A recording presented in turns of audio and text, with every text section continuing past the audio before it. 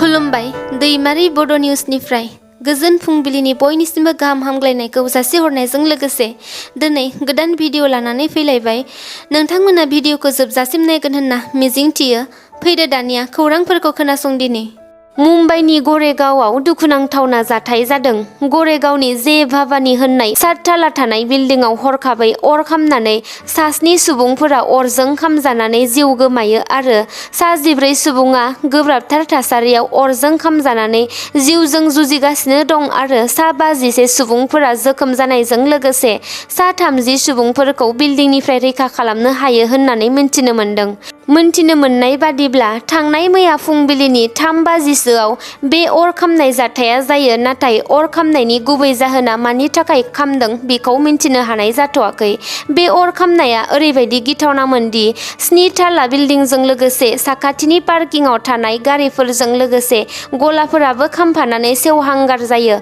उनावहाय अर खोमोरग्रा गासै गं 16 दै गारिया फैनानै फुंबिलिनि 6 रिंगासोआव अरखौ खोमोरनो हायो आरो जोखोम जानाय सुबुंफोरखौ HBAT ट्रमा केयार देहा फाहामसालि आरो कुपार देहा फाहामसालियाव दैथायहरनाय जायो होननानै मिन्थिनो मोन्दों। दुलाराय बर' फरायसा आफादनि गोख्रों सोमावसारनाय हाबाफारिया मैयानिफ्राय जागायफिनलायबाय। बड'लेण्ड मुलुगसोलोंसालिनि भाइस चेन्सेलर प्रफेसार लाइस्राम लादु सिंहनि हेंथायै दुलाराय बर' फरायसा आफादा बड'लेण्ड मुलुगसोलोंसालिनि लांगोनायाव फरायसाफोरखौ लाफानानै थाद'नाय गैयै मैयानिफ्राय जागायनानै 11 अक्ट' खालारसिम गोख्रों सोमावसारनाय हाबाफारि लादों। मख'नो गोनांदि बड'लेण्ड मुलुगसोलोंसालिनि भाइस चेन्सेलर प्रफेसार लाइस्राम लादु सिंहनि सायाव गोबां जाख्ल'नायनि फोरमान मोननायनि उनाव हमजानायनि बिथोनलाइबो फैदोंमोन, नाथाय बिथाङा गुवाहाटी गोजौ बिजिरसालिनिफ्राय सिरि सिरियै जामिन लानानै दं। गोबां जाख्ल'नायनि फोरमानलाइ मोनसेयावबो लाइस्राम लादु सिंहखौ आसामनि गभर्नरआ बड'लेण्ड मुलुगसोलोंसालिनिफ्राय बोख्लायैनि जाहोनाव दुलाराय बर' फरायसा आफादा गोख्रों सोमावसारनाय हाबाफारि लादों। बे खुद्रिसारनाय हाबाफारियावनो दुलाराय बर' फरायसा आफादनि गाहाय नेहाथारि खनीन्द्र बसुमतारी बिथाङा खौरां बिजोङाव बुङो दि थाबैनो Bodoland मुलुगसोलोंसालिनिफ्राय vice chancellor professor Laishram लादु सिंहखौ होखारनो नांगौ आरो बेनि जायगायाव सासे गोदान गुन गोनां भाइस चेन्सेलर सोनो नांगौ होननानै आसाम सोरखारनिसिम गोख्रों दाबि खालामो। लोगोसे बिथाङा बुंबावो दि लाइस्राम लादु सिंहनि जाख्ल'नायखौ नायबिजिरग्रा हान्जाखौ आसामनि गभर्नरआ दानानै होदोंमोन। दिनै बे आफादानो लादु सिंहखौ बासायग्रा आरो बे मुलुगसोलोंसालियावनो लाखिफिननो नागिरनायनिसो खामानि मावदों होनना खौरां बिजोङाव फोरमायो।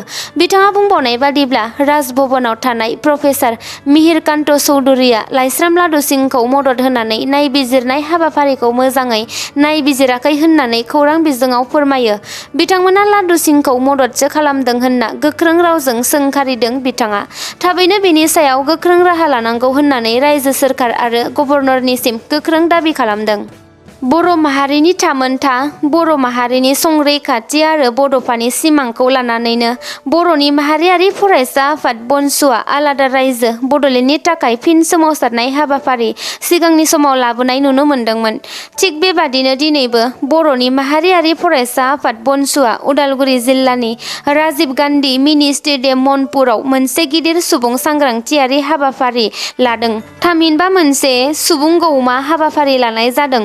बड'लेण्डनि आलादा रायजो बड'लेण्डनि सिमांखौ सिगाङाव लानानै दिनै फुंनि 10 रिंगानिफ्राय गेदेर सुबुं गौमा दिन्थिफुंनाय आरो आलादा रायजोनि थाखाय सोमावसारनाय हाबाफारिखौ उदालगुरिनि राजीव गान्धी मिनि स्टेडियाम मनपुराव लानाय जादों होननानै खौरां बिजोङाव फोरमायो बिथां बनसुनि लेङाइ आफादगिरि सन्जय नार्जारिया। बेनिखायनो बिथाङा बर' हारिनि गासैबो आइ आफा, बिदा फंबाय, बिब' बिनानाव आरो आबै आबौ गासैबो रायजो राजाफोरखौ गाबोन फुंनि 10 रिंगायाव थिखानाय जायगायाव फैनानै बड'फानि सिमांखौ जाफुंहोनायाव मदद खालामफैगोन होननानै गोसो गोरबोनिफ्राय गुरैयै बयखौबो खावलायहरदों। सोरखारि मावथिफोरा रां जाख्ल'नाय हाबाफारिफोरा जोबनानै थांमारला नामा? माब्लाबा लाट मण्डल, माब्लाबा पुलिस बिफान आरो बायदि बायदि बिफानाव रां जाख्ल'बोनाय हाबाफारिफोरखौ नुनो मोनबोबाय थादों। आसाम सोरखारनि चिफ भिजिलेन्सजों लोगोसे एन्टि कारापसन ब्युरोजों हमजानायफोरखौबो नुनो मोनबोगासिनो दं।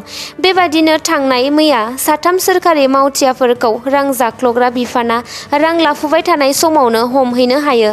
बे 3 मावफारियाफोरा गुबुन गुबुन बिफाननि हानायनि नङा। बे साथामबो मावथिआफोरा आसाम सोलोंथाइ बिफाननि आरो बेसोरनि मुंफोरा जादों हरि प्रसाद दास, बिथाङा गहपुर जिल्लानि ब्लक एलिमेन्टारि इडुकेसन अफिसार। बिथाङा सासे फोरोंगिरिनिफ्राय साख्रिखौ रेगुलार खालामनायनि मुङाव रां दाबिना हमजायो आरो गुबुन सानैनि मुङा जादों सायेद आरिमसुद्दिन आहमेद आरो दीनाबन्धु कलिता।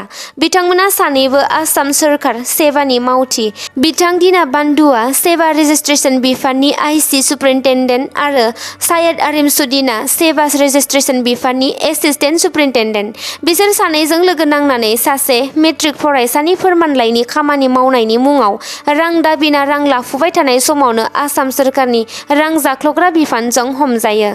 दासान्दि रायजोनि गोबां जायगाफोराव जुब जुब अखा हागासिनो दं। गोबां अखा हानायनि जाहोनाव रायजोनि दाब दाब ओनसोलाव दैबाना जानाय आरो हा गिसिखानाय जेंनाफोरा जाबोबाय थानायखौ नुनो मोनबोदों।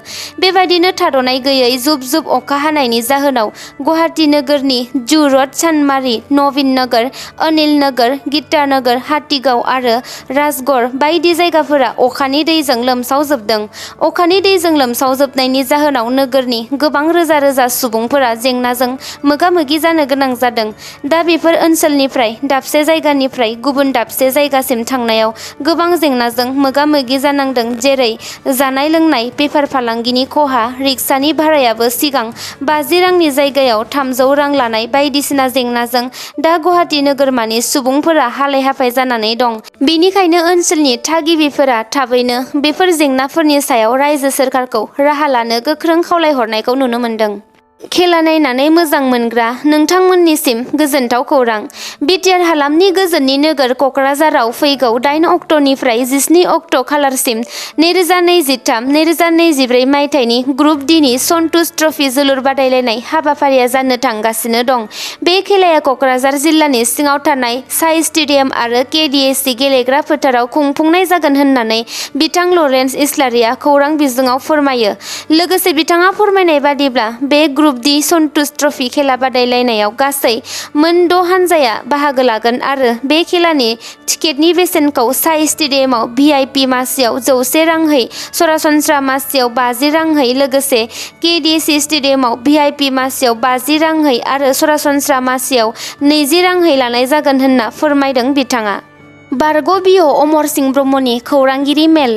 साननैसो सिगां बिटिआरआव सनितपुर आरो गहपुर हालामनि 41 गामिफोरा सोसन जानायनि थाखाय गहपुरनि दैमालु फोथाराव बिटिआरनि सागानगिरिफोरजों लोगोसे गोबां बर'नि दैदेनगिरि बिथांमोनखौ बरायनाय हाबाफारि लादोंमोन। बे हाबाफारियावनो दुलाराय बर' फरायसा आफादनि आफादगिरि दिपेन बर' बिथाङा बाहागो लानानै बिटिआरनि सिमा बारायनायनि सायाव माखासे हेंथा होग्रा सुबुंफोरा दिनै बहा दङ होनना सोंथि खालामदोंमोन। बेनि लेखायैनो थांनाय मैयानि सानाव अमर सिंह ब्रह्मआ खौरां बिजोङाव गोख्रों रावजों खेंफोरथि होयो। बिथाङा बुंनाय बादिब्ला बिटिआर गोजोन गोरोबथा जाखांनायनि उनाव बिटिआरनि सिमा बारायनायखौ होबथाग्रा रावबो मानसि गैया। रावबो बर' सुबुङा, रावबो बर' दैदेनगिरिफोरा बिटिआरनि सिमाया गहपुरसिम बारायनायखौ होबथायाखै। अब्ला बिथां दिपेन बर'आ सोरखौ होबथाग्रा होनना बुंखो? जुदि सोरबाफोर होबथाग्रा दंब्ला बिथाङा बिसोरनि मुंफोरखौ रोखा रोखा खारिनो नांगौ होननानै गोख्रों सोंथि खालामदों अमर सिंह ब्रह्मआ। नाथाय मुंफोरखौ खारिनानै होनो हायाब्ला दिपेन बर'आ राइजोफोरखौ थगायदोंसो आरो बिथांनि बुंनाय बाथ्राया ओंथि गैयै होननानै बिथाङा बुंदों। लोगोसे बिथाङा दिपेन बर'निसिम सोंथि खालामबावोदि गहपुर आरो सनितपुर हालामा बिटिआरआव हाबमारदोंब्ला माबाफोर बेनि फोरमान दं नामा? सोरखारनिफ्राय एबा गभर्नरनिफ्राय माबाफोर नटिस ओंखारदों नामा? माबाफोर अर्डार जानाय नामा होननानै गोख्रों सोंथि खालामबावो। गहपुर आरो सनितपुर हालामनि 41 गामिफोरा बिटिआरआव सोबाय होनना गभर्नरआ फोसावलाइफोरखौ दिहुनना होआखै, अब्ला बिनि सिगां माबोरै रंजाग्रोखो?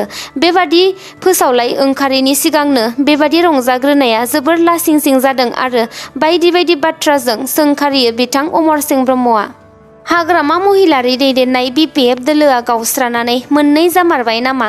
आगुनि हाग्रामा महिलारि दैदेननाय BPF दोलोनि दैदेनगिरि चन्दन ब्रह्मनि खौरां सोंनायाव बिथां हाग्रामा महिलारिया चन्दन ब्रह्मआ सोर? आं चन्दन ब्रह्मखौ सिनाया होननानै बुंदोंमोन। थिग बेबादिनो मैयाबो खौरां बिजोंफोरनि सोंनायाव बिथाङा फिननाय होयो दि चन्दन ब्रह्मआ BPF दोलोआव खामानि मावनो फैफिनोब्ला गोदानै जयनिं खालामफिननो नांगोन होनना। बेनिफ्राय रोखा जायो दि दासान्दि बिथां हाग्रामा महिलारिनि दैदेननाय BPF दोलोआव बिथां चन्दन ब्रह्मआ गैला होननानै। दिनैनि खौरांफोरा एसेनोसै। नोंथांमोना भिडिअखौ नायनानै मोजां मोनदोंब्ला अन्नानै लाइक, शेयार, कमेन्ट आरो साबस्क्राइब खालामनानै होदो। गोजोन्थों।